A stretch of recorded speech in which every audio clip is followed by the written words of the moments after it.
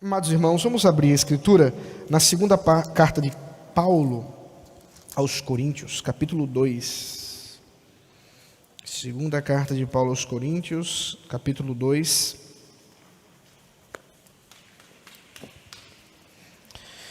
A partir do versículo 12. Segunda aos Coríntios 2, 12. Até o 17, que finaliza o capítulo. Peço que você acompanhe a leitura da palavra atento, com fé, a fim de que estejamos sedentos de ouvir a voz do nosso Senhor. Assim diz a palavra de Deus: quando cheguei a Troade para pregar o evangelho de Cristo, vi que uma porta se havia aberto para mim no Senhor. No entanto, não tive tranquilidade no meu espírito, porque não encontrei o meu irmão Tito. Por isso, despedindo-me deles, parti para a Macedônia. Graças, porém, a Deus, que em Cristo sempre nos conduz em triunfo, e por meio de nós manifesta a fragrância do seu conhecimento em todos os lugares. Porque nós somos para com Deus o bom perfume de Cristo, tanto entre os que estão sendo salvos, como entre os que estão se perdendo. Para com estes, cheiro de morte para a morte, para com aqueles, aroma de vida para a vida. Quem, porém, é capaz de fazer essas coisas? Porque nós não estamos, como tantos outros, mercadejando a palavra de Deus. Pelo contrário, em Cristo é que falamos na presença de Deus, com sinceridade e da parte do próprio Deus. Até aqui a palavra do Senhor. Vamos orar mais uma vez. Senhor, Tu és o nosso Pai celestial, a quem nós rogamos nesse instante que ilumine as nossas mentes, para que compreendamos a Tua palavra e sejamos transformados por ela. Fala conosco, ó Deus, nós te pedimos, em nome de Jesus Cristo. Amém. Meus irmãos, minha esposa sabe, eu tenho certa sensibilidade olfativa. Logo no início do nosso casamento, isso era muito curioso, porque vez ou outra ela me chamava na cozinha para saber se tinha alguma coisa podre, se tinha alguma coisa que tinha azedado e que precisava ser jogado fora, porque ela mesma não tem essa percepção tão aguçada. Mas uma capacidade olfativa não é apenas para descobrir que as coisas estão podres, mas, eu espero, também para ver a qualidade, a beleza das coisas. E perfumes, aromas em mim, e eu sei que isso é normal dentre os seres humanos, traz consigo memória. Talvez já tenha acontecido com você de estar andando em algum lugar e sentir um perfume e lembrar imediatamente de um momento da sua vida, de lembrar de uma situação. Isso já aconteceu comigo uma diversidade de vezes, em que eu senti um bom perfume, alguma coisa, e me lembrei de alguém querido, de um familiar, de uma história, de uma situação. E às vezes coisas têm cheiro para mim. Eu me recordo na minha infância, quando eu viajava para visitar meu irmão em São Paulo. São Paulo tinha um cheiro, um aroma muito específico para mim, e que eu começava a sentir ao sair do avião. Eu já sabia que estava em São Paulo, porque trazia consigo memórias, trazia notas de alegria ao meu paladar, trazia notas de memórias maravilhosas, de boas emoções. E é isso, bons perfumes trazem boas emoções, é claro. Perfumes que estiveram marcando a nossa história com emoções ruins também trarão consigo amargor, também trarão algum tipo de dificuldade. Talvez isso já tenha acontecido com você, de sentir um perfume que trouxe dor, que trouxe algo, uma memória ruim para você, porque aquilo ali estava associado de alguma forma àquele aroma.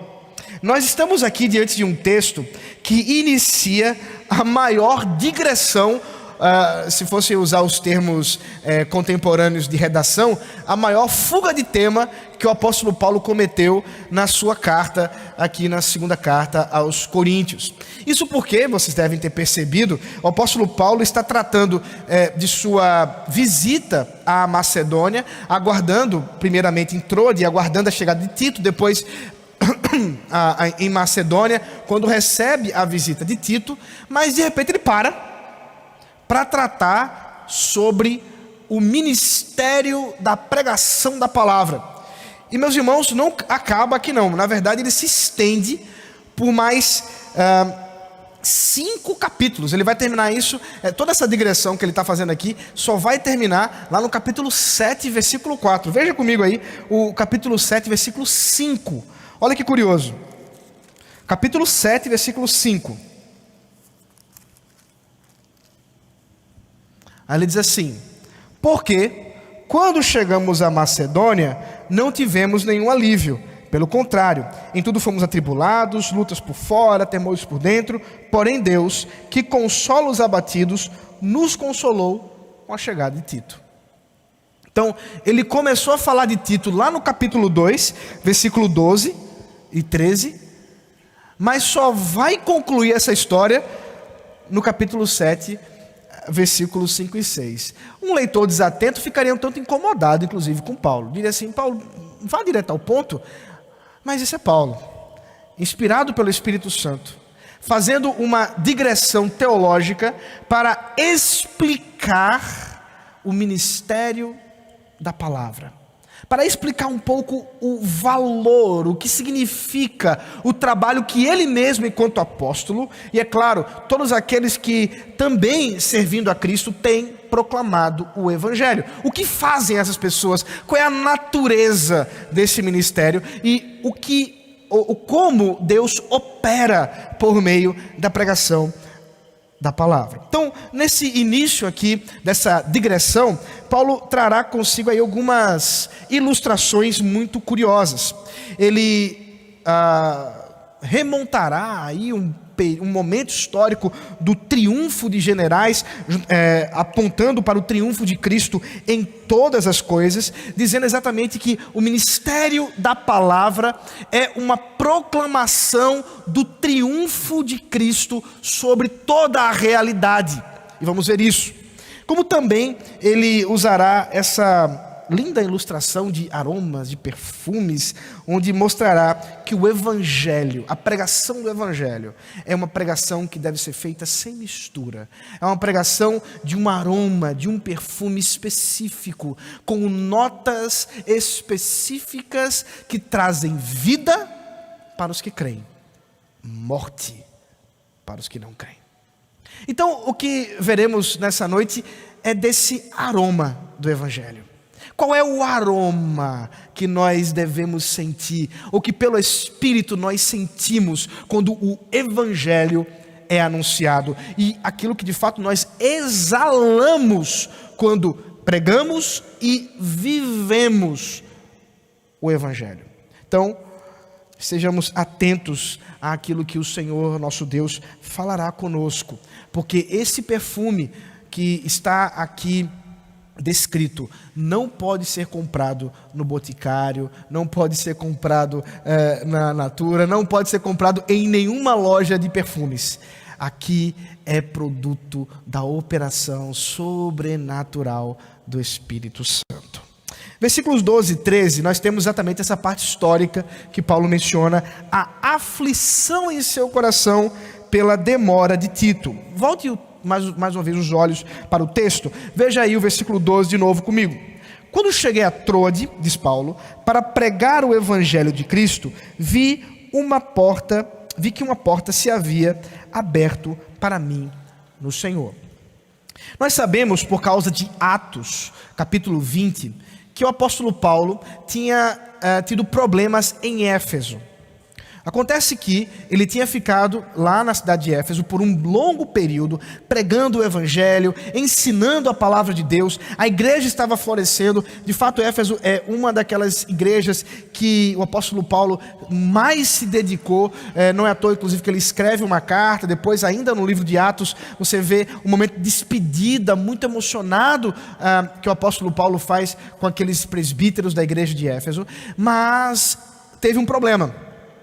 Os judeus se levantaram contra os cristãos e os gentios ali se uniram, e a coisa ficou tão feia que Paulo teve que correr de Éfeso. A experiência, portanto, logo anterior ao que Paulo está mencionando aqui, era uma experiência de problemas. Em Éfeso, as coisas não tinham sido muito boas, e por causa disso Paulo sai dali e vai em direção à Macedônia.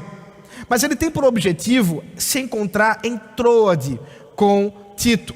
Ao que nos parece, Paulo já havia enviado, quando estava em Éfeso, Tito, um de seus discípulos, uma daquelas pessoas que ele estava ensinando de forma mais próxima, e que Tito, esse jovem pastor, foi enviado por Paulo com uma carta nos braços, uma carta debaixo do braço. Essa carta, Tito vai com ela, eu acho que é até tremendo, porque Paulo mesmo menciona essa carta e diz que ela foi severa. Foi uma carta muito dura, onde o apóstolo Paulo não estava de bom humor com a igreja de Corinto. É uma carta em que Paulo tinha perdido a paciência. Ele já havia escrito a primeira carta, esta que nós já expusemos no passado, mas que agora ele escreve uma segunda carta, na verdade a terceira, porque ele havia escrito uma antes da primeira. Os irmãos que não lembram dessa introdução, voltem lá para o primeiro sermão que eu preguei alguns dias atrás, algumas semanas atrás. E agora, nessa terceira carta, que nós conhecemos como carta severa, nós não temos acesso a ela, mas o fato é que Paulo diz, que ele mesmo que diz isso, que essa carta ele se arrependeu de ter escrito, porque ele foi muito duro com aqueles irmãos. Foi tão duro que ele disse: Tito, vai, porque eu não vou ver aqueles irmãos. Nós já falamos sobre isso. Isso está exatamente aqui na explicação que ele faz no início do capítulo 2, um pouquinho no final do capítulo 1, quando Paulo diz: olha, eu não fui vê-los. Não fui ver vocês porque não estava de bom humor com vocês. A situação não estava boa. Vocês não estavam recebendo adequadamente aquilo que Deus havia ordenado a vocês na carta que eu escrevi, e escrevi uma dura. Tito, portanto, leva essa carta de Éfeso, vai para Corinto, e Paulo marca com ele: ó, tal dia, tal hora. Lembra, não tem WhatsApp, não tem e-mail, não tem telefone, não tem nada. Então marcou, tem que chegar. Só que Tito não chega. O problema é que o apóstolo Paulo vai a Troade, começa a pregar a palavra de Deus e fica empolgado, porque ele diz: uma porta se abriu. Aqui é claro uma ilustração. Ele está dizendo: olha, o Espírito Santo começou de fato a mexer nos corações, pessoas estavam respondendo a palavra, pessoas estavam vindo a Cristo por meio da pregação, mas o coração de Paulo estava aflito, porque sabendo do teor da carta, e porque sabia que era uma carta muito dura, e não recebendo, portanto, a visita de Tito em Troade, Paulo temeu. A experiência de Éfeso talvez tenha mexido com ele o suficiente para achar que talvez o mesmo teria acontecido em Corinto, e talvez Tito não voltasse. Talvez Tito tenha sido expulso da igreja de Corinto, e talvez aqui as notícias que se seguiriam era da morte de Tito. É um temor que ele diz. Veja o versículo 13: no entanto, não tive tranquilidade no meu espírito, porque não encontrei o meu irmão Tito.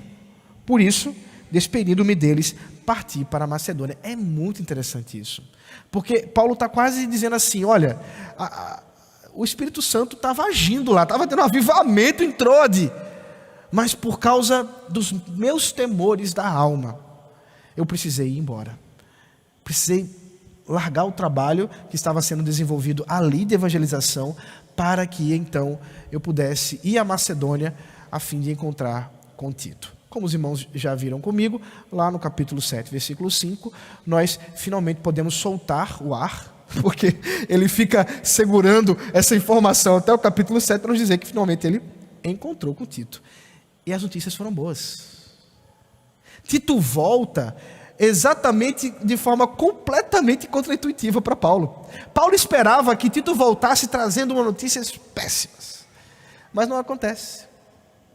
Essa segunda carta, que chamamos de segunda carta, é uma resposta, portanto, àquilo que Tito traz, e Timóteo também, às informações com respeito à igreja de Corinto.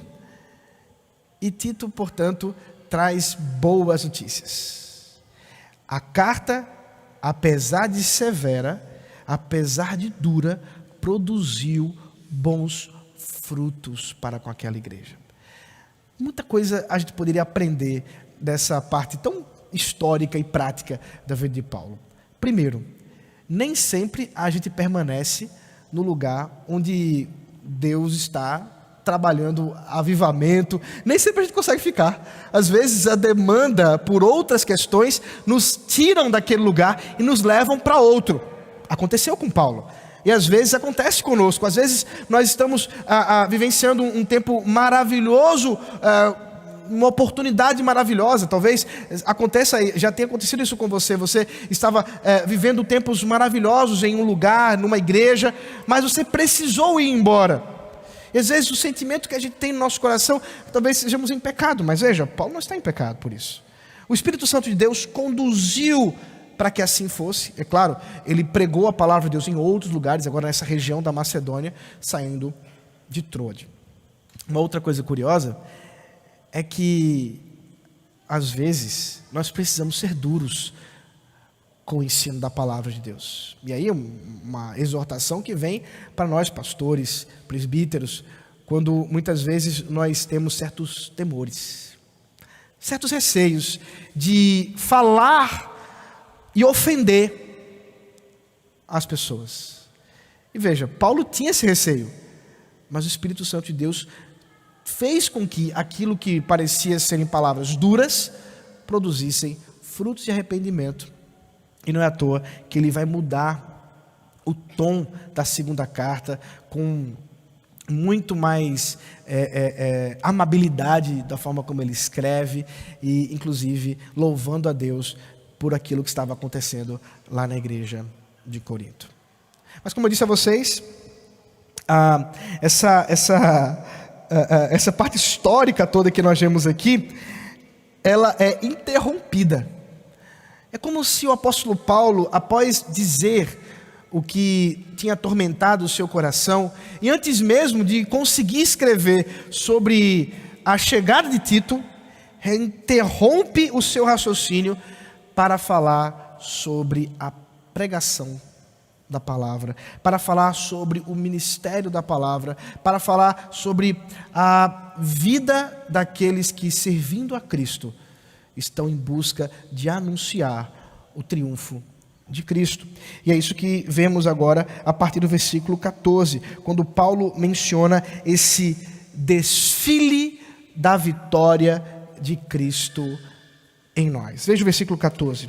Graças, porém, a Deus, que em Cristo sempre nos conduz em triunfo e por meio de nós manifesta a fragrância do seu conhecimento em todos os lugares. A expressão que Paulo usa aqui, em triunfo, é uma expressão que somente é usada 2 vezes no Novo Testamento. Aqui, nessa carta, como por ele também na carta aos Colossenses, quando ele diz que o Senhor Jesus Cristo triunfou sobre principados e potestades. É uma palavra específica que estava associada exatamente a um desfile que era feito pelos generais romanos, em que esses generais levavam nessa grande parada, nesse grande desfile, os derrotados, os cativos derrotados, em que seu exército havia derrotado, e ele era ovacionado pelo povo, que lançava flores, que derramavam perfumes, incenso, para que inclusive houvesse nesse momento de desfile, um aroma que subisse, porque ele culminava com o sacrifício a Júpiter. Júpiter, para os gregos, Júpiter para os romanos, e para os gregos, Zeus, que é exatamente esse líder máximo do panteão greco-romano, que era exatamente o deus que se envolvia. Desculpa, Júpiter é Ares, na verdade, estou confundindo os deuses aqui. Ares e a sua associação com o deus da guerra, por isso, inclusive, ele é chamado Deus da guerra. E nós temos então essa conexão à adoração dos generais em servir a esses deuses por meio de suas vitórias e suas batalhas. Por que Paulo traz essa informação? Por que Paulo traz essa ilustração? Está falando com pagãos, ou pelo menos falando com cristãos que eram pagãos, melhor dizendo. Falando com gentios, pessoas que tinham essa vivência. Eles viam essas paradas militares a todo momento. E o que Paulo agora leva eles a considerar, não de um mero general romano, mas do triunfo do Senhor Jesus Cristo, que leva consigo os cativos do seu amor. Há uma certa discussão entre os comentaristas de como compreender essa ilustração. O próprio João Calvino tinha certa dificuldade em compreender que o apóstolo Paulo estaria colocando-se como um desses cativos, vencidos pelo guerreiro, pelo general Jesus Cristo. Mas a estrutura textual, a língua grega aqui, parece de fato dizer isso. O que Paulo parece se colocar no final das contas, veja, você vê ele nos dizer que em Cristo nos conduz. Ora, quem eram os conduzidos nas paradas militares do triunfo dos generais? Exatamente aqueles que eram cativos, os que perdiam a batalha. Então, parece que Paulo está dizendo o seguinte: nós que fomos libertos do pecado por meio da vitória de Cristo na cruz, nós que fomos agora transformados em servos de Cristo, somos levados como que cativos pela sua vontade, como uma demonstração do seu poder, da sua majestade, da sua vitória. E enquanto caminhamos, ele diz, por todos os lugares, levamos exatamente esse triunfo de Cristo. E aí ele associa esse triunfo militar com a ideia da fragrância, do aroma, do perfume. Como que se nós fôssemos perfumes encarnados, onde encapsulamos exatamente o aroma do Evangelho enquanto o vivemos, para a honra e glória do Senhor.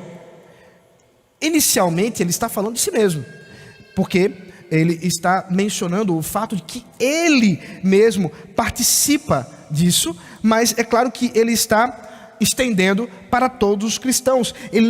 Isso não está restrito a apenas o trabalho dos apóstolos ou o trabalho da liderança, ainda que isso seja em forma primária o objetivo de Paulo, mas realmente mencionar que quando nós proclamamos o Evangelho, quando nós vivemos o Evangelho, é como se exalasse de nós perfume,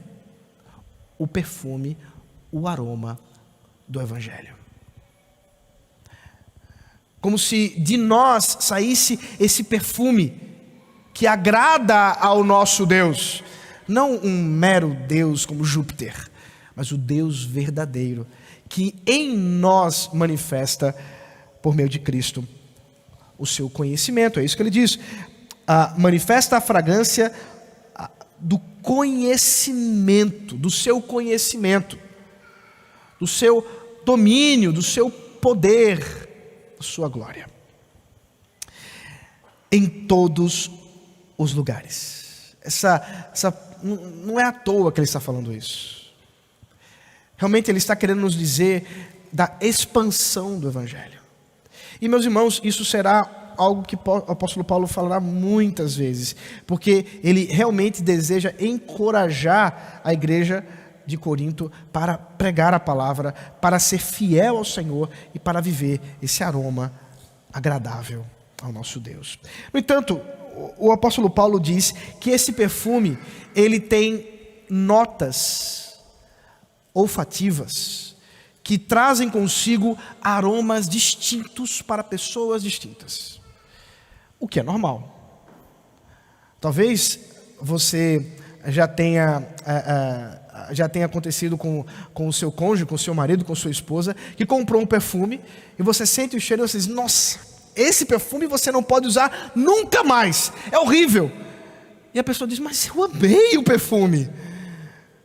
O que aconteceu?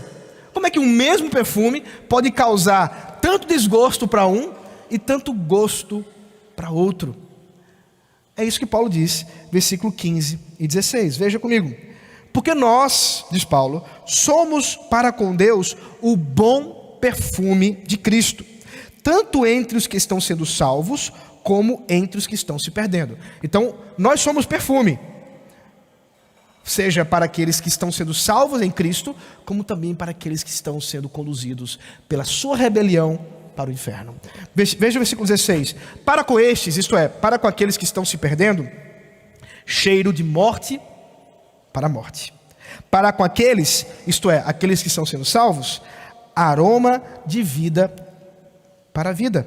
Quem, porém, é capaz de fazer essas coisas? Então a ilustração do perfume aqui é muito clara, muito simples. O apóstolo Paulo, sabedor da relação que havia exatamente com esse triunfo de general, porque veja, o aroma que exalava dessas festividades de celebração de um triunfo de general era sentido não somente por aqueles que celebravam, mas também por aqueles que estavam sendo levados cativos. Em alguns casos, após esse desfile militar, estes que eram levados pelos generais eram executados como que em sacrifício ao deus Júpiter.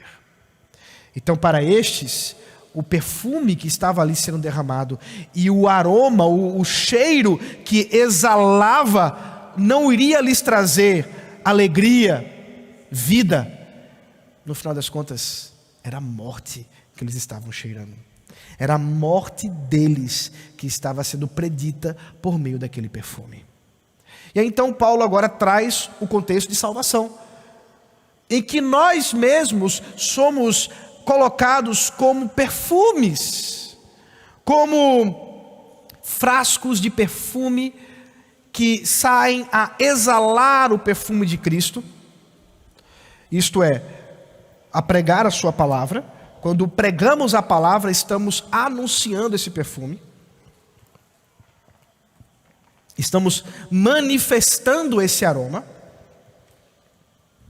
só que ele tem uma dubiedade. Há dois grupos, e somente dois grupos de pessoas que ouvem o Evangelho. Aqueles que, ao sentirem o aroma, pelo poder do Espírito, têm as suas capacidades olfativas transformadas e percebem nas notas amadeiradas da cruz de Cristo a sua salvação. Notam ali, no Evangelho proclamado, aquilo que lhes trará vida. Ao mesmo tempo, diz Paulo, porque ele tinha enfrentado isso muito recentemente. Para outros, ao ouvirem o Evangelho, ao sentirem o exalar do perfume de Cristo, não é vida que eles sentem, é morte. Morte, talvez, não porque tenham consciência disso, mas porque é o final deles será esse: morte, porque o Salvador do mundo foi rejeitado. Preferiram o pecado, preferiram a morte, preferiram a destruição e não se voltaram para sentir o aroma maravilhoso de Cristo. Mas Paulo diz que somos nós que estamos a exalar esse perfume. Somos nós que somos que, como fragrâncias nas mãos do Espírito Santo, que é o boticário do Evangelho, que faz com que este Evangelho maravilhoso, com suas notas específicas e que não pode ser reproduzido por ninguém, de fato, nos mostre esse Evangelho maravilhoso do poder. Por isso ele diz: quem é capaz de fazer essas coisas? Esse perfume não é alguma coisa que você possa encontrar numa loja, não é alguma coisa que possa ser comprada na Amazon, não é algum perfume que possa inclusive ser reproduzido por alguma dessas vendas de produtos similares dos perfumes famosos. Não dá. Alguns tentam. Por isso Paulo menciona no versículo 17. Porque alguns tentam modificar, mercadejar um evangelho modificado. E Paulo está dizendo: não somos nós. Esses não são os verdadeiros perfumes de Cristo. Porque o anúncio do aroma do Evangelho de Cristo é feito com sinceridade diante do Senhor. Veja o versículo 17.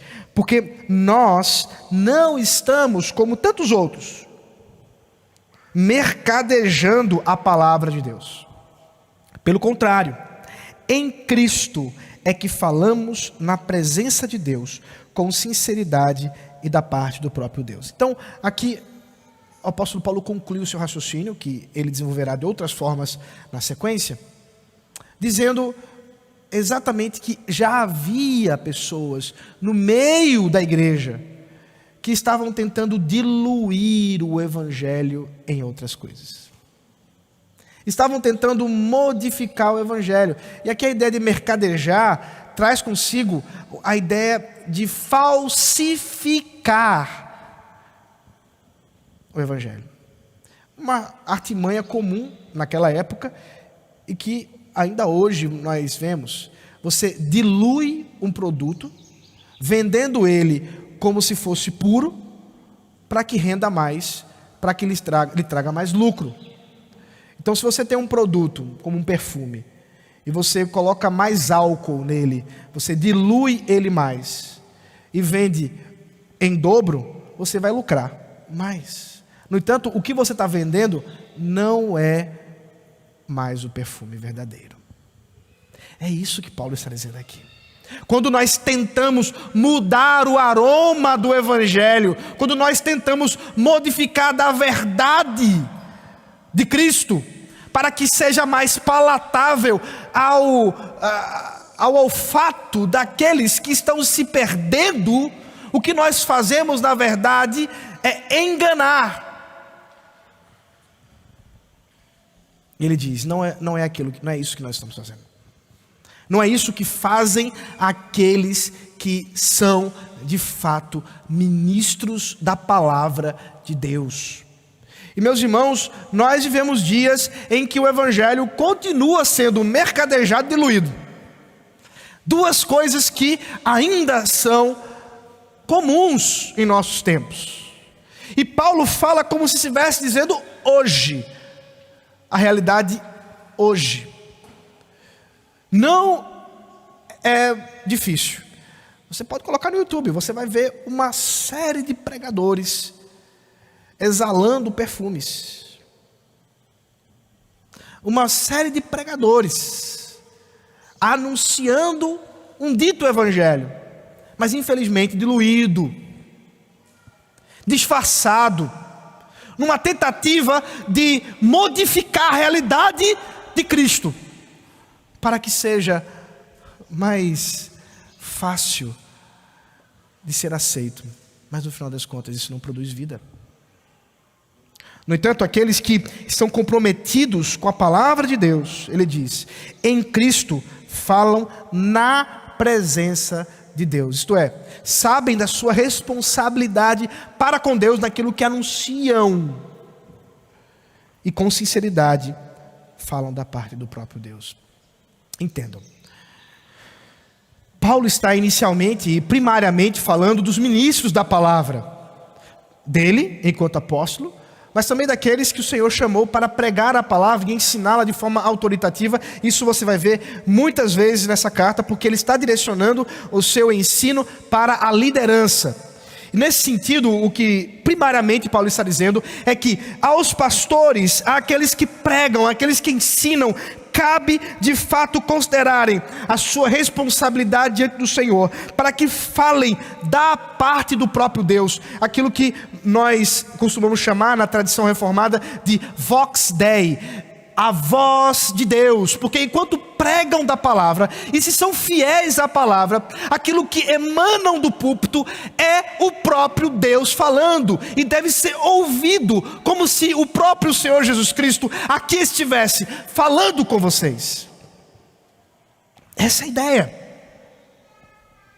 Mas num sentido ainda mais lato, numa ideia mais generalizada, é claro que todos nós somos chamados para exalar esse perfume.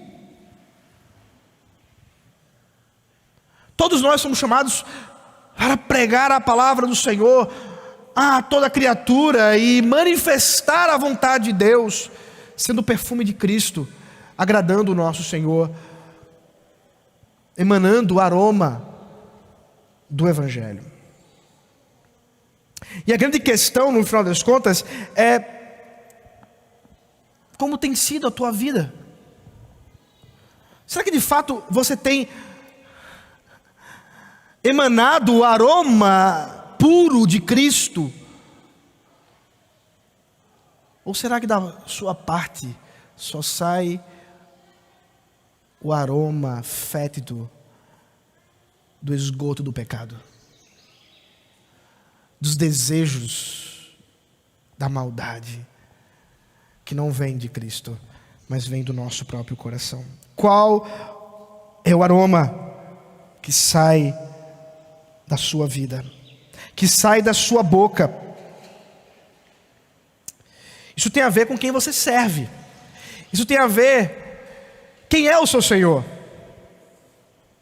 Porque de fato aqueles que são servos de Cristo, escravos do Senhor, estes buscam falar da sua parte, da sua palavra, anunciando o verdadeiro evangelho que traz vida àquele que crê. E essas notas sensoriais, esse aroma, esse perfume que não pode ser emulado, que não pode ser copiado, só pode vir da palavra pelo poder do Espírito. Qual o perfume que você está sentindo hoje? Calma, não estou perguntando o perfume que você colocou, nem tampouco do seu marido. Qual o perfume da palavra que vem ao seu coração? Nós somos chamados nessa noite a considerar tudo isso e de fato crermos com todo o nosso ser, abraçarmos com toda a nossa vida esse perfume do Senhor, um perfume que envolverá sacrifícios, sofrimento, afastamento do mundo, compromisso com Deus, estudo da sua palavra, vida com Deus, comunhão com o Espírito. Esse perfume que é inigualável, que é incomparável, que é melhor do que cheiro de café recém-moído para os bebedores de café. É melhor do que pudim saindo do forno. É melhor do que qualquer perfume que possa ser comprado, ou que até nem possa ser comprado. Porque esse de fato não pode ser comprado. Esse vem do triunfo de Cristo, de sua morte, de sua ressurreição. O que nos cabe é sentir esse aroma, exalar esse aroma e nos alegrarmos com o privilégio de sermos considerados como um cativo de Cristo, servo de Deus, escravos de Cristo. Esse é o melhor título que você pode receber na sua vida, é ser um escravo do Senhor. Vamos orar. Senhor Deus maravilhoso, louvado seja o teu santo nome, porque a tua palavra atinge a nossa alma no mais profundo e confronta os nossos ídolos, confronta as nossas paixões.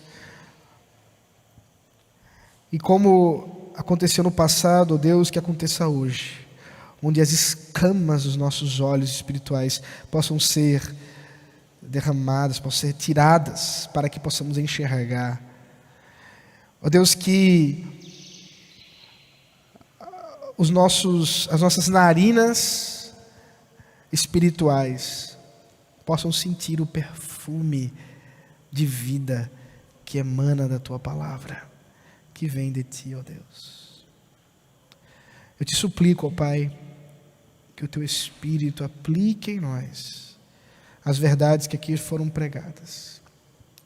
E assim, Senhor, sejamos transformados por ti, vivenciando como perfumes a tua palavra, o teu evangelho, nesse mundo tenebroso, anunciando a vitória de Cristo, anunciando o triunfo de Cristo, e assim, aguardando aquele grande dia em que haveremos de sermos recebidos por Ele em glória. Em nome de Jesus Cristo. Amém.